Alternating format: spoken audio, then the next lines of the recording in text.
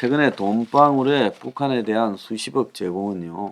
그 본질이 뭔 줄 아십니까, 여러분? 그게 뭐 김성태나 이런 친북 조폭 같은 경우에는 지 이익을 위해서 했겠지만 거기 연결해준 또 이하영이를 평화부지사로 앉힌 이재명의 의도 등은 뭔가 목적이 있지 않겠습니까?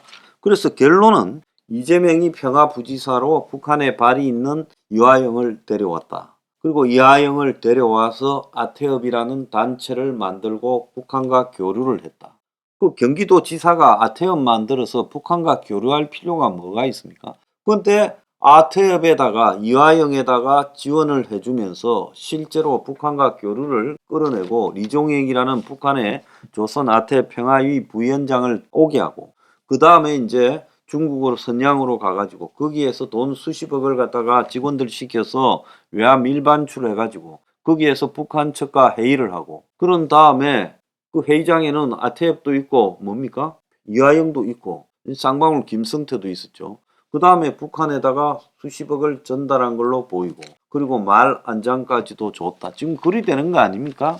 자, 그러면 결국은 여기에서 빼대만 놓고 보면 북한에 대해서 교류하고 돈을 주고 싶어 하고 뭔가를 갖다가 북한하고의 관계에서 뭔가를 전달하고 보여주고 싶어 한 사람은 이재명이고 이재명의 그런 의도에 따라서 다른 도에는 없는 평화부지사라는 게 만들어져요. 접경 지역에 다 그런 게 있다 하면 인천도 있어야 되고 강원도 있어야 되겠죠. 왜 경기도만 있습니까? 자, 그래서 이재명이 애초에 평화부지사라는 것을 만들었을 때부터 우리가 이것은 왜 하는가에 대해서 의문을 가졌어야 되는 거예요. 평화부지사가 아태업이 되고 아태업이 결국은 북한과 끌어당겨서 만나는 그런 명분이 되고 그리고 거기에다 돈은 쌍방울이 됐다는 거예요. 자, 그러면 이 한국에 자기 좌파 야권을 대표해서 대통령이 되고자 하는 이재명은 적어도 북한에 뭔가를 보여주고 확신시켜주고 북한 사람이 한국 와서 그걸 보고 또 그 성의를 돈으로 제공하는 뭔가의 필요성이 있었기 때문에 그 짓을 한 거 아니겠어요? 자, 우리가 쌍방울에 대한 수사 이런 부분을 떠나가지고 도대체 북한에다가 이런 것들을 보여줘야 된다라는 대선을 가고자 하는 확고한 의지를 가진 이재명의 행동, 이걸 주목해야 된다. 자, 이재명은 성남시장에서 2번 하고 경기도지사 가고 경기도지사 하면서 대선 나간다는 건 정해진 프로그램이었어요. 자, 이재명이 성남에서 주사파들 끌어들여서 공동시정을 했다는 것도 부인할 수 없는 거예요. 이재명이 여러 가지 막 시끄럽게 소리가 나면서 자금 축적이 좀 됐을 거라는 것도 또 돈이 있는 쪽이 옆에서 등장하고 있다는 것도 우리가 아는 거예요. 자, 이 대목에서 이재명이 마지막엔 이제 대선 앞두고 북한과의 이 채널을 여는데 몰두했다. 그래서 북한이 이제 아태업이란 것을 통해서 이 자신들의 성의를 보여줬잖아요. 한국에 왔잖아요. 2018년 하반기 접어들면서 분위기가 식기 시작할 텐데도 북한이 한국에 사람을 보내서 성의를 보여줬고 이재명 개인을 위해서 또 2019년에는 필리핀에서 또 했잖아요. 자, 그건 뭔가 하면 이재명은 북에 대해서 일종의 낙점을 받았다. 저는 그렇게 보는 겁니다. 자, 그래서 이런 문제를 가지고 이제 정면으로 한번 거론을 해봐야 된다. 이런 문제에 대한 토론하기를 회피하고요. 자꾸 이재명, 쌍방울 이런 걸 따로따로 떼고 이하용 개인의 뇌물 그리고 아태비라는 단체를 통한 북한과의 거래 그리고 그것이 마치 대북 사업권 따는 거 이런 식으로 대중에게 인식되어져서는 안 된다는 거. 오늘 아침에도 보면 쌍방울이 태양광 사업을 따라 이하영에 금품 제공했다. 그래가지고 이하영이 킨덱스 대표된 후에 사업 추진을 했고 쌍방울은 법카로 차 리스, 허위 취업 등을 통해서 돈을 챙겼다. 아태엽 회장은 평양 방문 2018년 할 때 대남 사업 기간에 7만 달러를 준 정황이 드러났다. 이런 이야기들이 자꾸 오는 거예요. 자, 그래서 개별적으로 보면 이게 뭔 의미인지를 이해를 못하는 사람이 많기 때문에 제가 깨놓고 이야기하는 거예요. 한국에 이제 남한의 좌파 민주당 야당 쪽에서 대통령 후보가 되려는 사람은 이미 한국의 주사파들의 영향이 너무 커졌어요. 민노총부터 시작해서 정교조부터 더 나아가서요. 지금 한국 사회 곳곳에 있는 각종 문화, 언론, 사회, 종교, 예술단체 등까지도 북의 영향을 받고 있어요. 그래서 만약에 북한이 특정 대선 후보를 지원하지 마라, 지지하지 마라 되면 순식간에 나가 떨어지는 거예요. 자, 물론 개인적 문제도 좀 있었지만 이낙연이가 이재명에 비해서 덜 위험하고 그나마 상대적으로 온건하고 또 바닥 운동권 이런 출신이 아니라 기자 출신이고 동아일보 이런 것들 때문에 또 문가리도 이낙연이에 대해서는 상당히 경사되어 있었고 그래서 이낙연이가 사실상 이 한국의 국가적 이익으로 보면 이재명이보다는 훨씬 덜 위험했죠. 그럼에도 불구하고 이낙연이가 여러 가지로 우세한 입장에 있었는데도 불구하고 초반에 밀리고 그리고 이제 이재명의 대장동 의혹이 등장하니까 막판에 굉장히 몰표가 나왔지만 결국 지지 않았습니까? 그러니까 이낙연을 초반에 완전히 그냥 떡을 만들어 버린 게 누구냐? 왜 이 좌파가 순식간에 이재명에게 줄을 서버리고 일부 친문들은 조기에 문재인까지 배신하고 이재명에게 줄을 섰느냐? 이재명이 어떻게 문재인에 의해서 결국 최종 후보로 낙점을 받았고 그가 코가 끼어 있던 이 경기도지사 선거 과정에서의 선거법 시비에서 벗어났는가? 이런 것들을 가만히 보면 북한의 영향과 밀접한 관계를 가지고 있다는 거예요. 지난 2007년 대선에서요. 당시 노무현 정권에서 바람직하게 생각하지 못하는 민주당 후보를 갖다가 공격하려고 했을 때 그래서 실제 수사가 진행되고 막 그랬죠. 그러다 갑자기 스톱됐을 때 북측에서 말을 했다라는 그런 이야기가 떠돌았습니다. 그래서 마찬가지로 이재명이 민주당의 후보를 쟁취하는 과정에서는 철저하게 지금 북의 영향력이 있었다라고 봐야 된다. 저는 그런 생각을 해요.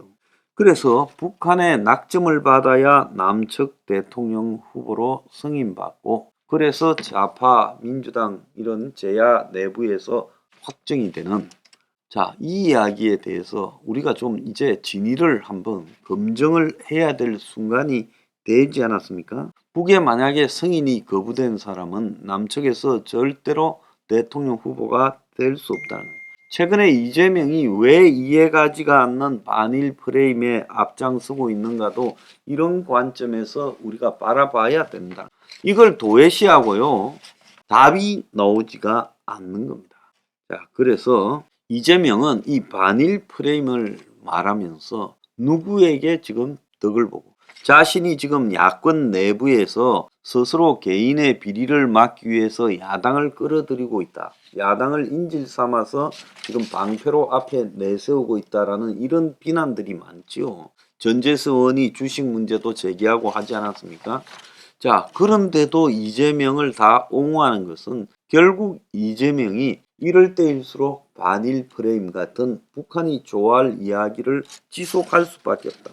그래서 이재명의 반일 프레임이 진부하고 이재명이 앞으로 중도를 잡아야 대통령이 될 수 있는데 이래 가지고는 되겠느냐. 지금 최대 위협은 일본이 아닌 북한인데 왜 이런 헛소리를 하느냐. 이런 거 관계없이 이재명은 계속 이럴 거예요. 그래서 끊임없이 북이 좋아할 만한 메시지를 던질 수밖에 없다.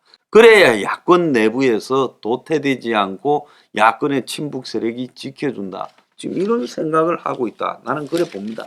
그래서 이 문제가 정면으로 논의되어져야 되고요. 이런 순상에서 본다면 제가 오늘 1, 2부에서 이야기한 해구산이라는 것도 미국에서 사실상 그건 불가능한 이야기라고 나오고 폐기해야 된다라고 먼저 말도 나오고 있어요.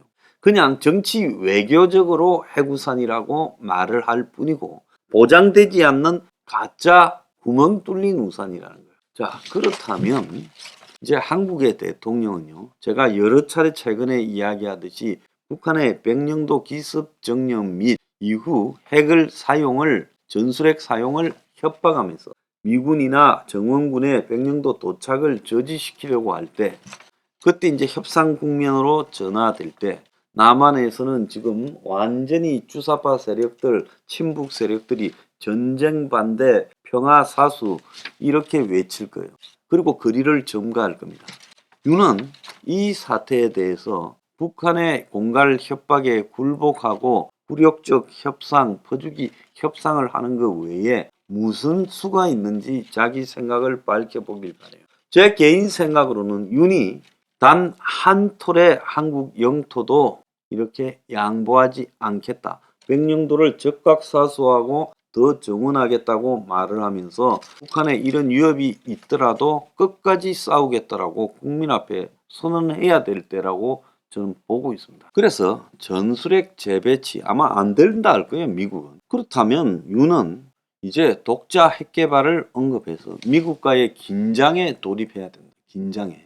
과거에 박정희 대통령은 미국과 주한미군 철수 등을 둘러싸고 또 월남전 배치를 둘러싸고 숱한 긴장 끝에 주한미군을 붙들어 메워왔어요. 근데 이제 주한미군을 붙들어 매는 것도 답이 아니고 한국에 있지만 막상 재래식 도발이 나오면 투입될 수 없는 주한미군이 큰 의미도 없을 수 있어요. 북한이 뭐 전면 남침을 해서 전면전을 통해서 대한민국을 먹겠습니까? 아니죠. 야금야금 항복시켜서 핵을 가지고 결국 미군을 나가게 하고 한국을 들어 먹으려고 하지 전면전을 통해서 먹으려고는 안 한다는 거예요. 그러면 주한미군이라는 존재도 사실상으로 지금 북한의 핵 전술 구사에서는 무의미해질 수도 있다는 거예요. 그러니까 여기서 중요한 것은 반드시 우리가 독자 핵 개발을 해야 되고 그 속도를 높이기 위해서 일본과 공동 핵 개발을 할 필요도 있다는 걸 지금 발상을 바꿔야 돼. 지금 반일 프레임이 나오는 것도 일본하고의 이런 군사적 협력 강도가 높아질까 봐 저러는 거예요. 자, 그래서 이 대목을 우리가 정확히 잘 알아야 된다.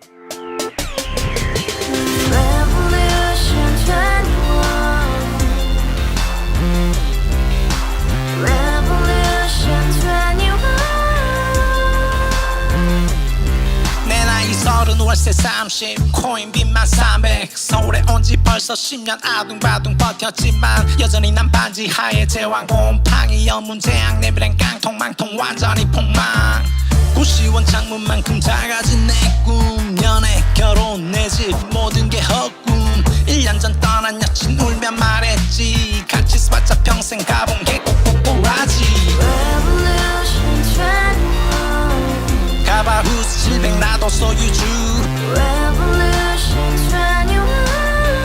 가바후스 700 나의 소주 핵시기사 우라부지 마트캐셔 울어무니 우리 집안 다 털어봤자 후줄 그래 개선민 내 미래 거기서 팍 끝난 거지 팍 더 이상 노력 따윈 괴물이 스펙 찾아서 말리 비오는 날 알바 잘려 맨날 학원 날 개쳐 발려 밤비 내리는 양화대교 홀로 걷고 있을 때 현수막에 아로 새겨진 평당 700짜리 아파트 다같이 소리 질러 혁명 21